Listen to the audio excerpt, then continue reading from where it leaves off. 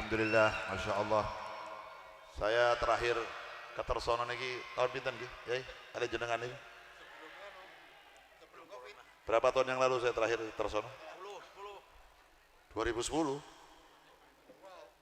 Ora. Saya kurang lebih 4 tahun mungkin. 4 tahun nggak masuk ke Tersono, 3 atau 4 tahun dah. Baru malam hari ini ditakdirkan kembali oleh Allah Subhanahu wa taala. Sakjane acara ini mau dilaksanakan tahun kemarin. Tahun lalu beliau ini sudah minta saya untuk ngisi di tempat ini dikarenakan ada al-coronahu. Jadi al-ajarahu dimunduruhu 1 tahunhu.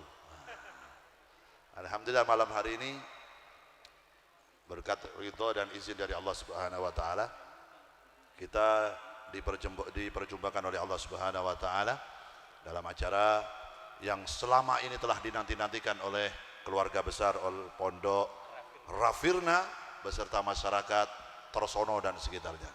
Alhamdulillah, mudah-mudahan acara ini memberikan keberkahan buat masyarakat Tersono dan sekitarnya. Mudah-mudahan acara ini membawa kebaikan buat masyarakat Tersono dan sekitarnya. Mudah-mudahan acara ini membawa kebaikan untuk negara yang kita cintai, Republik Indonesia. Allahumma amin ya rabbal alamin. Apalagi jenengan kalian kula malam hari ini kita sudah masuk di bulan Sya'ban. Kita masuk di bulan Sya'ban di mana dikatakan oleh Nabi Muhammad adalah Sya'ban sahru ummati. Sya'ban sahari kata Rasulullah. Sya'ban itu bulannya Nabi Muhammad SAW. Kenapa? Karena bulan Sya'ban ini adalah diturunkannya ayat Al-Quran yang memerintahkan kita untuk membaca sholawat kepada Nabi Muhammad SAW. Ayat yang berbunyi innallaha wa malaikatahu yusholluna 'alan nabi ya ayyuhalladzina amanu shollu 'alaihi wa sallimu taslima. Itu diturunkan pada bulan Sya'ban. Oleh karenanya bulan Sya'ban ini terkadang kata Nabi Muhammad bulan yang kadang dilupakan oleh umatku, bulan yang kadang disepelekan oleh umatnya Nabi Muhammad. Kenapa? Karena bulan Sya'ban ini terletak di tengah-tengah antara 2 bulan mulia, antara di bulan Rajab dengan bulan Ramadan. Terkadang Sya'ban ini banyak umat, banyak orang Islam yang lalai dengan bulan Sya'ban, padahal keberkahan di bulan Sya'ban ini sangat luar biasa. Buktinya apa? Buktinya kata Siti Aisyah radhiyallahu anha, garwaipun Kanjeng Nabi Muhammad SAW, Nabi Muhammad setiap bulan Sya'ban itu tidak melewatkan 1 hari pun terkecuali berpuasa. Jadi Kanjeng Nabi itu naik bulan Sya'ban itu mengerjakan puasa selama 1 bulan penuh. Dilanjutkan nanti di bulan Ramadan puasa lagi 1 bulan penuh yang wajib. Artinya apa? Kalau Nabi Muhammad melakukan sesuatu di bulan itu terus menerus, berarti di bulan itu ada keberkahan yang sangat luar biasa. Bulan ini, bulan Sya'ban ini berarti bulan yang sangat luar biasa. Makanya oleh Nabi Muhammad digunakan oleh Rasulullah untuk memperbanyak puasa, memperbanyak ibadah, memperbanyak istighfar kepada Allah Subhanahu wa taala dan memperbanyak zikir-zikir kepada Allah Subhanahu wa taala. Nah, kita sebagai umatnya Nabi Muhammad, jenengan kalian kula, ayo kita sebisa mungkin niru Kanjeng Nabi. Jenengan niru Kanjeng Nabi secara seutuhnya, jenengan kalian kula boten saged. Kita kalau mau suruh niru Nabi Muhammad 100% nggak bisa, karena ada sesuatu yang bisa ditiru di Nabi Muhammad, ada sesuatu yang tidak mungkin bisa ditiru oleh makhluk manapun, nggak bisa. Yang tidak bisa ditiru adalah fisiknya Rasulullah, fisiknya Kanjeng Nabi jenengan boten saged niru. Fisiknya Nabi Muhammad adalah manusia, makhluk Allah yang paling sempurna adalah Nabi Muhammad. Ketampanan Nabi Muhammad adalah paling sempurna, gagahnya Nabi Muhammad adalah gagah yang paling sempurna. Hebatnya Nabi Muhammad adalah hebat yang paling sempurna, tidak punya kekurangan sedikit pun Nabi Muhammad. Makanya ada syair yang dibacakan oleh Hasan bin Thabit, wa ajmalu min kalam taraqattu ainun wa atyam min kalam talidin nisa'u khuliqta mubarra'an min kulli aibin ka'annaka qad khuliqta kama tasha'u. Orang yang pernah hidup di zaman Nabi Muhammad yang bernama Hasan bin Thabit ini pernah satu ketika sebelum dia memeluk agama Islam, dia disuruh membuat syair untuk menghina Nabi Muhammad. Hasan bin Thabit ini terkenal orang yang ahli bikin syair. Sopo wonge nek dibacakan syair sama Hasan bin Thabit, kalau syairnya itu menghina orang lain, maka orang itu akan malu gara-gara syairnya Hasan bin Thabit. Tapi kalau syairnya Hasan bin Thabit ini memuji seseorang, maka orang itu tadi akan terlena dengan syair yang dibikin oleh Hasan bin Thabit. Nek cewek-cewek saiki iki nek ana cowok-cowok sing arep nembak wong wedok, ora diterima, teko nang Hasan bin Sabit, terus ngomong, "Hasan, aku gak iki syair, aku pengin karo wong wedok kuwi." "Oh iya, tak gaeke syair go muji-muji wedok." Begitu dibikinkan syair sama Hasan bin Sabit, yang tadinya cewek itu tidak mau sama sampean, jadi mau gara-gara syairnya Hasan bin Sabit. Kenapa? Ini orang memang ahli bikin syair. Makanya satu ketika Hasan bin Sabit ini disuruh bikin syair untuk menghina Nabi Muhammad. Tapi jawabannya Hasan bin Sabit, saya nggak bisa bikin syair tentang seseorang kalau saya belum pernah melihat orang itu. Jadi kalau sampean bikin saya bikin syair untuk menghina Nabi Muhammad, pertemukan dulu saya dengan Muhammad. Jarine orang-orang kafir, yo kue ojo ketemu Rasulullah, kue ojo ketemu Muhammad.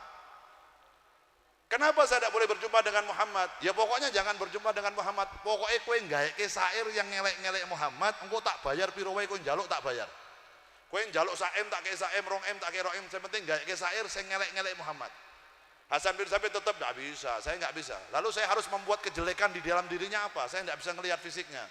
Subhanallah, satu ketika Hasan bin Sabit ini berjumpa dengan Nabi Muhammad sallallahu alaihi wasallam. Sallallahu alaihi Nabi Muhammad.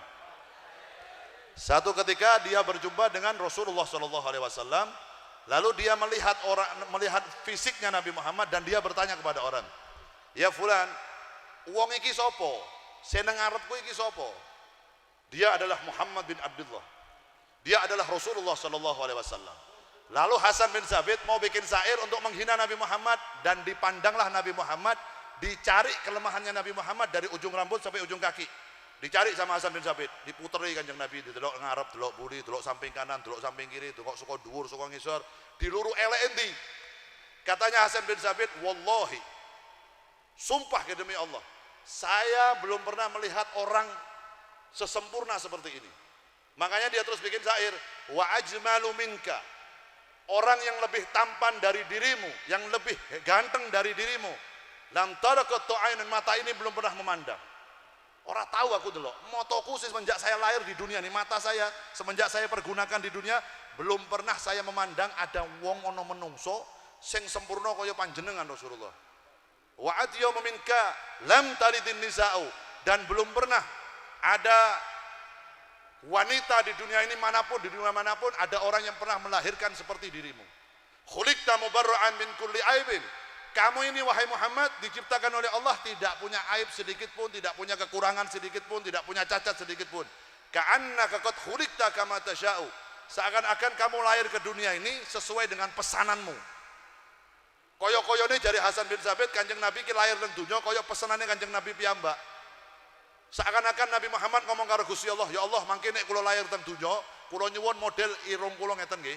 Telinga saya modelnya begini ya, saya minta bibir saya modelnya begini ya, saya minta tinggi saya begini." Seakan-akan nopo mawon jalukane Kanjeng Nabi dituruti kalih Gusti Allah Subhanahu wa taala. Jadi perfect, sempurna 100% Nabi Muhammad sallallahu alaihi wasallam. Lah, fisik seperti itu jenengan kalian kula nggak bisa niru dan tidak boleh niru, angel ditiru. Garake stres jenengan.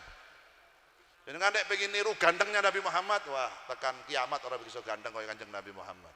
Kenapa sebabnya? Nabiullah Yusuf, Rasulullah, Nabi Yusuf yang diceritakan di Al-Quran, itu dulu ketika wanita-wanita Bani Israel melihat ketampanan Nabi Yusuf, tangannya kepotong nggak sengaja, secara nggak sengaja karena kagum melihat ketampanannya Nabiullah Yusuf alaihissalam. Itu dikatakan oleh para ulama, gantengnya Nabi Yusuf itu hanya dapat 25% tampannya Rasulullah Shallallahu Alaihi Wasallam. Baru 25% gantengnya Nabi Muhammad ada di Nabi Yusuf. Wong wedok wis motong tangannya nggak berasa gara-gara lihat Nabi Yusuf. 75%-nya masih ada di Nabi Muhammad Shallallahu Alaihi Wasallam. Dengan sakit bayangkan, gantengnya Nabi Muhammad kados nopo, putih Kanjeng Nabi Muhammad seperti apa. Bahkan dikatakan keringatnya Nabi Muhammad itu jauh lebih wangi daripada parfum apapun yang ada di dunia ini. Parfum yang paling mahal pun dibanding dengan keringatnya Nabi Muhammad jauh lebih wangi keringatnya Kanjeng Nabi Muhammad Shallallahu Alaihi Wasallam. Jadi secara fisik Nabi Muhammad nggak bisa ditiru, dan jenengan nggak mungkin bisa niru Nabi Muhammad. Yang bisa kita tiru apa? Akhlaknya Nabi Muhammad. Yang bisa kita tiru apa? Budi pekertinya Nabi Muhammad Shallallahu Alaihi Wasallam, dan amalan-amalan yang dilakukan oleh Rasulullah Shallallahu Alaihi Wasallam. Contohnya apa?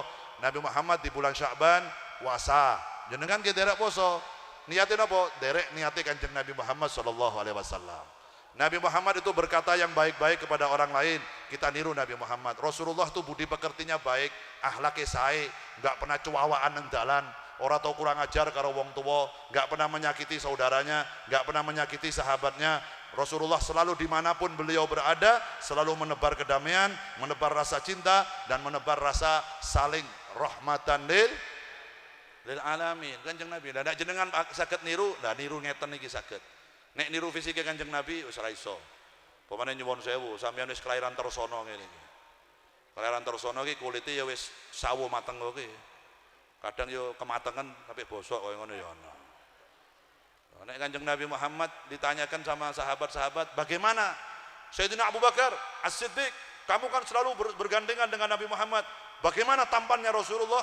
Sayyidina Abu Bakar keluar. Ketika keluar melihat bulan purnama tanggal 15, kamu lihat bulan di atas? Saya lihat. Indah enggak bulan purnama? Indah. Wajah Rasulullah jauh lebih indah ketimbang bulan purnama itu. Kata Sayyidina Abu Bakar, sallu ala Nabi Muhammad. Jadi angel menggambarkan ketampanannya Nabi Muhammad itu susah. Kenapa? Saking sempurnone, saking gantenge, saking mulyane Rasulullah sallallahu alaihi wasallam. Lah barang siapapun makhluk ini, apapun makhluk ini, dan dimanapun Anda berada, asal Anda punya hubungan erat dengan Nabi Muhammad, asal panjenengan niku selalu tidak putus hubungan dengan Rasulullah, maka Anda akan jadi orang yang mulia dimanapun Anda berada. Dimanapun, sinten mawon jenengan berada dimanapun, asal jenengan menerapkan akhlaknya Nabi Muhammad, niru gayanya Kanjeng Nabi Muhammad, maka Anda akan dimuliakan oleh Allah Subhanahu wa taala. Napa maneh jenengan jadi orang yang ahli sholawat kepada Kanjeng Nabi. Orang yang ahli sholawat itu Masya Allah, salah satu amalan ibadah umatnya Kanjeng Nabi Muhammad yang tidak mungkin tertolak, yang tidak mungkin ditolak oleh Allah, yang pasti diterima oleh Allah adalah mau sholawat dengan Kanjeng Nabi Muhammad sallallahu alaihi wasallam. Makanya saya dari awal acara kula ngajak jenengan sedaya ojo do nonton sholawat, tapi nderek sarang-sarang maos sholawat. Kenapa? Karena satu sholawat kita malam hari ini akan diganjar dengan 10 rahmatnya Allah Subhanahu wa taala. 10 sholawat kita akan diganjar 100 rahmatnya Allah Subhanahu wa taala. 100 sholawat panjenengan akan diganjar 1000 rahmatnya Allah Subhanahu wa taala. Makanya sing kathah mau sholawat, karena satu-satunya amalan umat Nabi Muhammad diantaranya yang tidak tertolak sama sekali oleh Allah, mau ikhlas, mau enggak ikhlas, mau baca niat, enggak baca niat, mau sombong, mau apa, baca sholawat tetap ditompo kali Gusti Allah Subhanahu wa ta'ala. Makanya coba malas-malas mau sholawat, apalagi orang-orang tua, bapak dan ibu yang sudah memiliki anak-anak, yang memiliki anak laki dan memiliki anak perempuan. Kalau jenengan menginginkan anak-anak panjenengan jadi anak-anak yang soleh dan solehah, jangan sampai anak-anak panjenengan putus hubungan dengan Rasulullah sallallahu alaihi wasallam. Ajari anakmu untuk mencintai Nabi Muhammad. Ceritakan kepada keluarga kita bagaimana riwayat Rasulullah sallallahu alaihi wasallam. Sing engken sinten? Kanjeng Nabi. Adibu auladakum ala thalasi hisalin. Jari Kanjeng Nabi, ajari anakmu tolong perkara. Yang pertama apa? Hubbi nabiikum, harus mencintai nabinya. Syarat anak kita beriman kepada Allah, mau mengikuti perintah Allah Subhanahu wa taala, mau menjauhi larangan Allah Subhanahu wa taala. Syarat yang pertama adalah anak kita harus mencintai Nabi Muhammad sallallahu alaihi wasallam. Karena kadar bobot kecintaan manusia terhadap Allah Subhanahu wa taala tergantung kecintaannya terhadap Nabi Muhammad sallallahu alaihi wasallam. Semakin kau mencintai Nabi Muhammad, maka kau semakin beriman kepada Allah Subhanahu wa taala. Semakin kau mengikuti Nabi Muhammad, maka kau semakin akan patuh atas perintah Allah Subhanahu wa taala. Tapi semakin jauh kamu dari Nabi Muhammad, maka kau akan dijauhi juga oleh Allah Subhanahu wa taala. Karena kunci kita untuk dapat rahmatnya Allah adalah syafaat dari Kanjeng Nabi Muhammad sallallahu alaihi wasallam. Kunci panjenengan sakit melebet teng swarga adalah syafaat Nabi Muhammad sallallahu alaihi wasallam. Kunci kita supaya selamat menyeberangi Siratul Mustaqim adalah syafaat Nabi Muhammad sallallahu alaihi wasallam. Kunci kita supaya kita selamat di dalam timbangannya Allah, di dalam mizannya Allah adalah syafaat Kanjeng Nabi Muhammad sallallahu alaihi wasallam. Jadi enggak ada satupun yang tidak melewati Nabi Muhammad. Sedaya membutuhkan pertolongan Rasulullah sallallahu alaihi wasallam. Makanya niki acara kados ngeten niki teng Tersono dan sekitarnya, khususnya teng Kabupaten Batang, diperbanyak acara begini nih, acara sholawatan sing kathah, supaya apa? Majelis seperti ini menyelamatkan daerah kita masing-masing. Nek teng desa Tersono niki dibawosi Maulid Nabi, Nang Torsono niki dibacai solawat, maka seluruh warga Torsono yang hadir ataupun tidak yang hadir semuanya mendapatkan keberkahan dari acara maulud yang kita baca malam hari ini. Udah saya itu baca maulud ini kadang terlihat sederhana, solawatan ini kadang lungguh nang ngisor, lemekane ya atis koyo ngono, plastik-plastik. Kadang bubar mauludan koyo ngene sampahe akeh.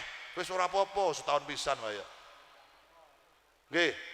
Tapi berkahnya acara seperti ini, ribuan orang semua sarang-sarang muji Kanjeng Nabi, mau sholawat teng Kanjeng Nabi, mau salam teng Kanjeng Nabi, berapa juta pahala yang diturunkan Allah di tempat ini kita nggak bisa nilai.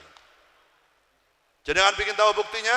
Buktinya riyen tatkala Kanjeng Nabi niku Mi'raj, diperjalankan oleh Allah Isra dan Mi'raj dari Masjidil Haram ila Masjidil Aqsa, terus naik ke Sidratil Muntaha. Setelah Rasulullah menerima perintah sholat 5 waktu, gampangnya 5 waktu, dari 50 waktu sampai dikurangi jadi 5 waktu, Rasulullah itu diajak jalan-jalan oleh para malaikat, diajak melaku-melaku, diajak jalan-jalan. Rasulullah ditunjukkan surga.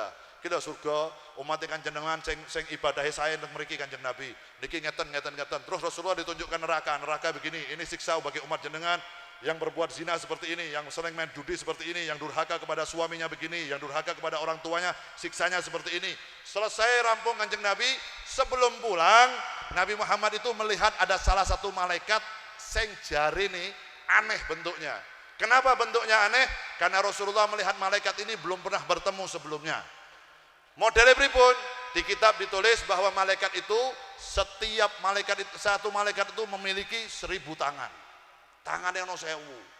Dan setiap tangan memiliki jari-jari 100. 100 jari-jari kali 1000 tangan. Piro jumlah ini? Hitungan dewe. Aku biar matematika untuk 5 soalnya. Sekolahnya.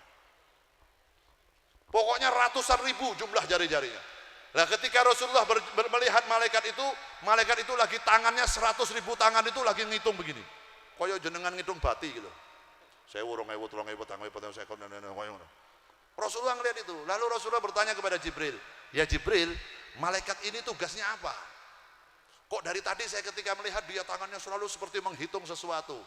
Kata Jibril, ayo Rasulullah, saya bawa panjenengan langsung pada malaikat itu. Rasulullah mendekat kepada malaikat itu lalu mengucapkan salam, dijawab oleh malaikat itu. Lalu Rasulullah bertanya, wahai malaikat Allah, apa yang kamu lakukan dari tadi ketika saya memandang dirimu, kau seperti menghitung sesuatu? Kata malaikat itu, ya Rasulullah, saya diciptakan oleh Allah untuk menghitung setiap tetes air hujan yang turun ke dunia. Dari semenjak pertama kali Allah menurunkan air hujan ke dunia, sampai nanti hari kiamat, saya bisa menghitung jumlah tetesan air hujan yang turun ke dunia. Jadi dengan sakit angan-angan nih, sakit bayangan. Malaikat, ada malaikat yang bagian tugasnya diciptakan kalau Gusti Allah, khusus menghitung setiap tetes air hujan yang turun ke dunia. Bukan berapa banyak yang turun, tapi setiap tetes dia bisa ngitung. Lalu Rasulullah mengatakan, subhanallah, maha besar Allah dengan segala ciptaannya. Lalu Rasulullah mengatakan, hebat Anda. Kamu bisa menghitung setiap tetes air hujan yang turun ke dunia? Bisa. Tidak terlewat satupun? Tidak. Saya punya hitungannya. Bukan hanya begitu ya Rasulullah, saya bisa menghitung berapa jumlah air hujan yang turun di atas pemukiman manusia. Saya bisa menghitung setiap tetes air hujan yang turun di tengah laut. Berapa air hujan yang turun di tengah sawah, berapa air hujan yang turun di atas gunung, saya punya catatannya. Sejak pertama kali Allah menurunkan hujan ke dunia, saya punya catatannya. Hebat. Rasulullah kagum dengan malaikat ini. Luar biasa kata Rasulullah. Ciptaan Allah memang hebat. Orang nanggung-nanggung Gusti Allah yang nyiptake malaikat. Malaikat niku tugasnya piyambak-piyambak. Wonten malaikat sing diciptake kalau Gusti Allah sujud dari awal diciptakan ya sujud sampai kiamat mangke.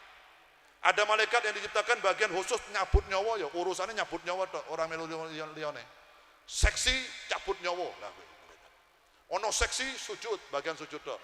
Lah malaikat yang satu ini bagian seksi ngitung tetes air hujan. Lalu Rasulullah bertanya kepada malaikat tadi, wahai malaikat Allah, kalau semua tetesan air hujan kamu bisa menghitung, kira-kira ada enggak sesuatu yang enggak bisa kamu hitung? Rasulullah tanya, ada enggak ya malaikat, ada enggak kira-kira sesuatu yang tidak bisa kamu hitung? Ada ya Rasulullah. Wonten Kanjeng Nabi. Mosok setiap tetes air hujan kamu bisa hitung, masih ada sesuatu yang tidak bisa kamu hitung? Ada. Nopo niku kata Kanjeng Nabi. Di saat umatmu duduk dalam satu majelis yang sama, di saat mereka umatmu bersolawat kepada dirimu, Di saat umatmu mengucapkan salam kepada dirimu, berkumpul dalam satu majlis, lalu mereka bersolawat kepada dirimu dan mengucapkan salam kepada dirimu, maka malam hari itu di tempat itu saya tidak bisa menghitung berapa jumlah pahala yang diturunkan oleh Allah di tempat itu. Shallu ala Nabi Muhammad.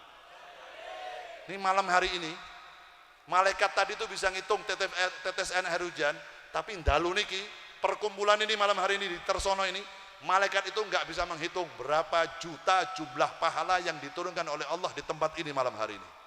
Shallu ala Nabi Muhammad. Lah oleh karenanya majlis ngeten iki adalah salah satu majlis yang juga dibanggakan oleh malaikat-malaikatnya Allah Subhanahu wa taala.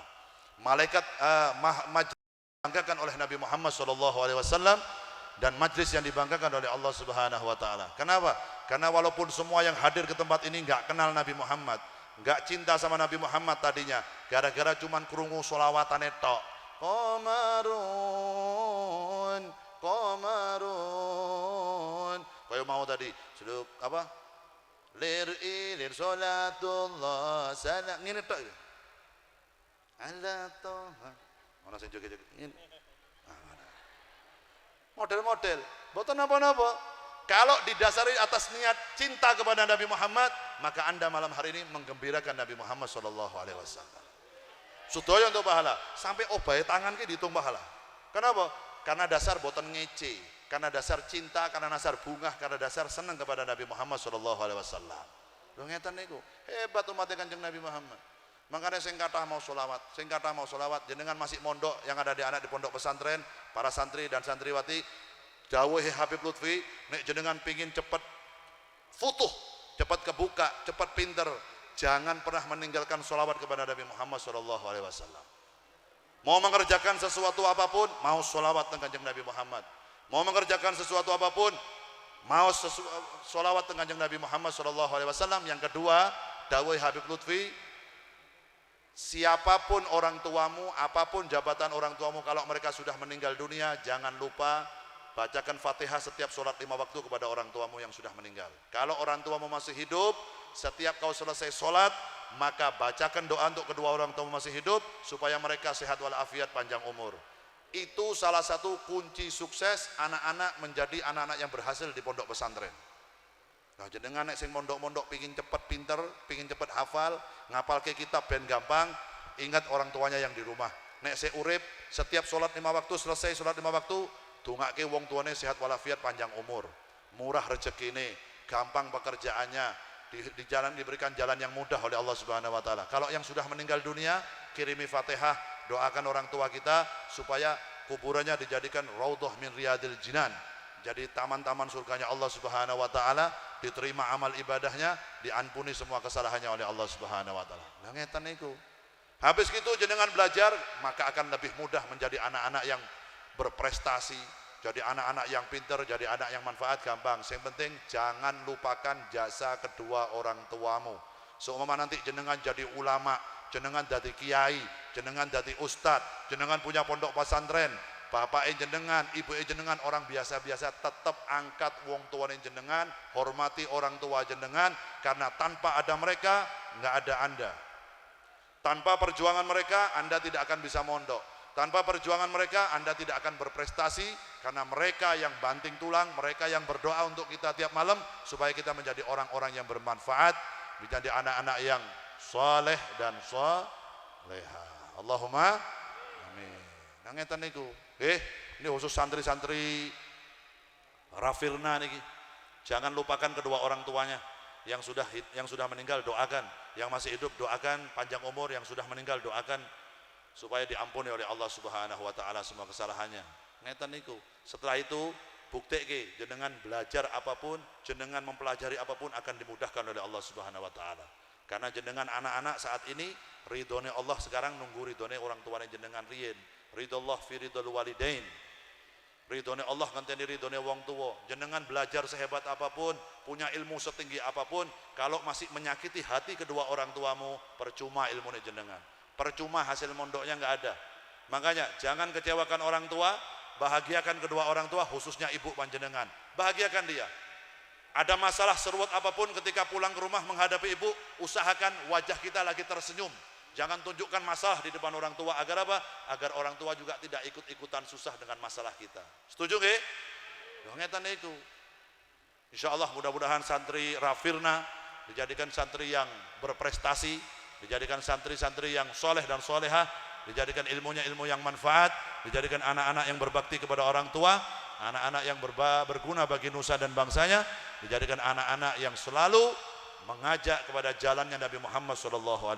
Allahumma amin ya rabbal alamin. Dan kita doakan para kiai-kiai kita, beliau semua yang ada di atas panggung, para habaib, para kiai yang ada di atas panggung ini, mudah-mudahan sedaya selalu dalam lindungan Allah Subhanahu wa taala. Beliau dipanjangkan usianya dalam keadaan sehat wal afiah, dalam keadaan taat kepada Allah dan Rasulullah SAW. Allahumma amin ya rabbal alamin. Shallu ala Nabi Muhammad. Sallu ala Nabi Muhammad. Sallu ala Nabi